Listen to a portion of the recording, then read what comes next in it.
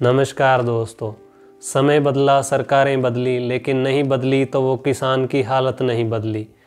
और हम देखते हैं कि बार बार किसान अपनी मांगें सरकार के आगे रखते हैं और हर बार बात आती है MS स्वामीनाथन की रिपोर्ट लागू करने की।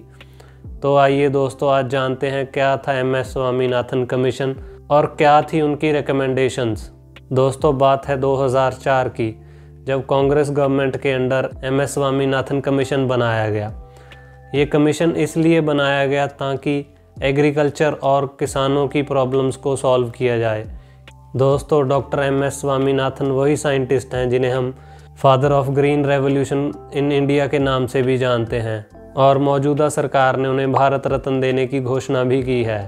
दोस्तों, एग्रीकल्चर सेक्टर हमारे देश की इकोनॉमी में बहुत अहम भूमिका निभाता है, क्योंकि हमारी पॉपुलेशन का बहुत बड़ा हिस्सा एम्प्लॉयमेंट के लिए एग्रीकल्चर पे ही निर्भर है और एग्रीकल्चर सेक्टर हमारी GDP में भी एक बड़ा हिस्सा कंट्रीब्यूट करता है। और इसी कारण ये कमीशन बनाया गया और इस कमीशन के प्राइमरी ऑब्जेक्टिव थे फार्म प्रोडक्टिविटी को बढ़ाना, फूड सिक्योरिटी को इंश्योर करना, प्रमोटिंग सस्टेनेबल एग्रीकल्चर प्रैक्टिसेस जैसे कि ऑर्गेनिक फार्मिंग और किसानों की आर्थिक और सामाजिक हालत को सुधारना। दोस्तों, आइए अब देखते हैं क्या थी अहम रिकमेंडेशंस। सबसे पहली और सबसे अहम जो रिकमेंडेशन थी वो थी MSP को लेके।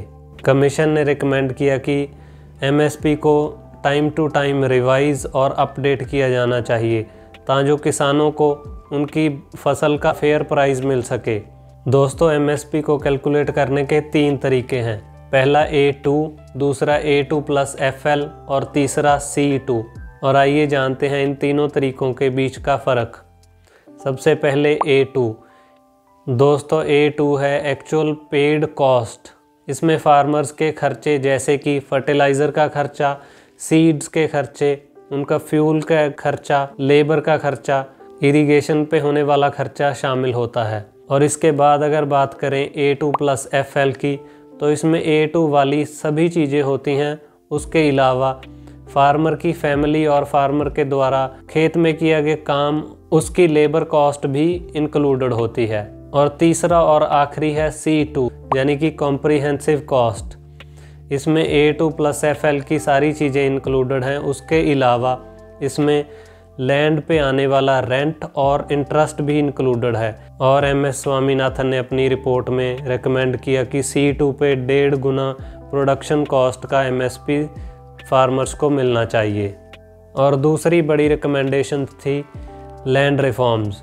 इसमें लीज और रेंट को लेके रिफॉर्म्स करने की बात की गई और इसमें सरप्लस लैंड सीलिंग वाली ज़मीन की डिस्ट्रीब्यूशन की बात की गई। इसके अलावा इसमें वेस्ट लैंड उसकी डिस्ट्रीब्यूशन की भी बात की गई। और इसी का आगे सब पॉइंट है खेतीबाड़ी वाली ज़मीन और जंगल को नॉन एग्रीकल्चर पर्पसेस के लिए कॉरपोरेट्स को ना दी जाने की बात की। लैंड रिफॉर्म्स में ही एक और रिकमेंडेशन दी गई जिसमें कि कहा गया कि जहाँ पे भी पॉसिबल है वहाँ पे जो लैंडलेस लेबर यानी कि वो मज़दूर जिनके पास ज़मीन नहीं है, उन्हें कम से कम 1 एकड़ ज़मीन दी जाए ताकि वो उस ज़मीन को सब्जियां और पशुपालन के लिए यूज़ करके गुज़र बसर कर सकें। और तीसरी बड़ी रिकमेंडेशंस थी पानी को लेके। इसमें पहला पॉइंट है rain water harvesting. Aquifer recharge को मैंडेटरी करने की बात की गई है और इसके लिए फार्मर्स को फाइनेंशियल सहायता देने की बात की गई है ताकि वो अपनी ज़मीन के पानी को रिचार्ज होने का समय दें। और इसी के साथ इरिगेशन प्रैक्टिसेस में भी इम्प्रूवमेंट लाने की बात की गई, जिसमें स्प्रिंकलर और ड्रिप इरिगेशन को प्राथमिकता दी जाने की बात भी की। और इसी के साथ ग्राउंड वाटर को सस्टेनेबली यूज़ करने के लिए पानी पंचायत और वाटर लिटरेसी मूवमेंट को लॉन्च करने की भी बात की गई। और जिन इलाकों में पानी की कमी है वहाँ पे कम पानी की लागत वाली फसलें और ज़्यादा कमाई वाली फसलें जैसे कि ऑयल सीड्स और पल्सेस को प्रायोरिटी देने की बात की गई। और चौथी रिकमेंडेशन है पशुपालन को लेके। इसमें अर्जेंट बेसिस पे स्टेट लेवल पे live stock feed and fodder corporation बनाने की बात की गई ताकि जो पशुओं को क्वालिटी फीड प्रोवाइड की जाए।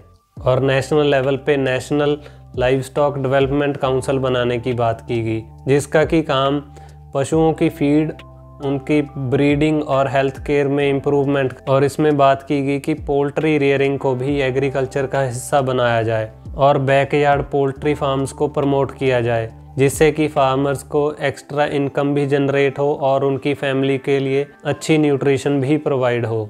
और 5वीं रिकमेंडेशन थी मछली पालन को बढ़ावा देने की, ताकि फार्मर उससे एक्स्ट्रा इनकम कमा सकें। और 6th रिकमेंडेशंस थी क्रेडिट और इंश्योरेंस को लेकर। इसमें एग्रीकल्चर रिस्क फंड बनाने की बात की गई, क्योंकि हर साल क्लाइमेट चेंज के कारण कभी बेमौसमी बरसात होती है, कभी सूखा आ जाता है और कभी फ्लड जैसी सिचुएशन बन जाती है, और इसी के कारण फार्मर्स की फसल तहस नहस हो जाती है। कई बार यही नुकसान किसान की आत्महत्या का कारण भी बनता है। इस फंड का काम होगा किसानों को उनकी फसल के खराब होने पे आर्थिक सहायता देना, और इसी में बात की गई है कि किसानों को किसान क्रेडिट कार्ड मुहैया करवाए जाएं, और इसके अलावा ड्रॉट प्रोन एरियाज़ में किसानों को कर्जा चुकाने के लिए 4 से 5 साल दिए जाएं। इसके अलावा और भी रिकमेंडेशंस दी गई, जैसे कि cooperative farming, self help groups, contract farming, farm produce organisation जैसी चीज़ों को एनकरेज करने की बात की गई। कोऑपरेटिव फार्मिंग की सहायता से फार्मर्स अपनी लागत और खर्चा कम कर सकते हैं, जिसके कारण उन्हें ज़्यादा पैसा बचेगा। और अगर बात करें फार्म प्रोड्यूस ऑर्गेनाइजेशन की, तो ये एक ग्रुप होगा फार्मर्स का जो कि खुद अपनी फसल सीधा बेचेंगे मार्केट में। इन सब रिकमेंडेशंस के साथ साथ ऑर्गेनिक फार्मिंग को प्रमोट करने की भी रिकमेंडेशन दी गई थी, ताकि केमिकल फर्टिलाइज़र्स पे डिपेंडेंसी कम की जाए।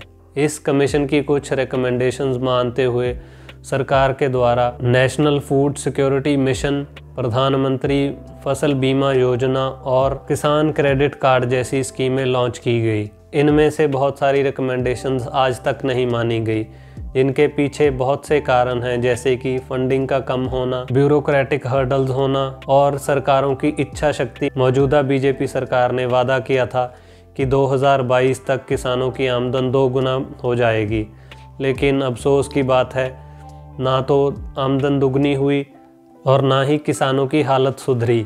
दोस्तों, जैसे कि हम जानते हैं एग्रीकल्चर हमारी इकॉनमी के लिए अहम हिस्सा है, तो ज़रूरत है इसे प्रॉफिटेबल बनाने की, ताकि यूथ भी एग्रीकल्चर में बढ़ चढ़ के हिस्सा ले। मैं आशा करता हूं कि गवर्नमेंट ऐसे स्टेप ले ताकि किसानों की आमदन बढ़े और उनकी मुश्किलें कम हों। और इसी के साथ ये थी हमारी एक छोटी सी कोशिश आपको MS स्वामीनाथन रिपोर्ट की रिकमेंडेशंस बताने की। इसी के साथ अगर आपको ये वीडियो अच्छी लगी तो लाइक और कमेंट ज़रूर करें, और इन्फॉर्मेटिव वीडियोस देखने के लिए हमारे चैनल को सब्सक्राइब ज़रूर करें। धन्यवाद।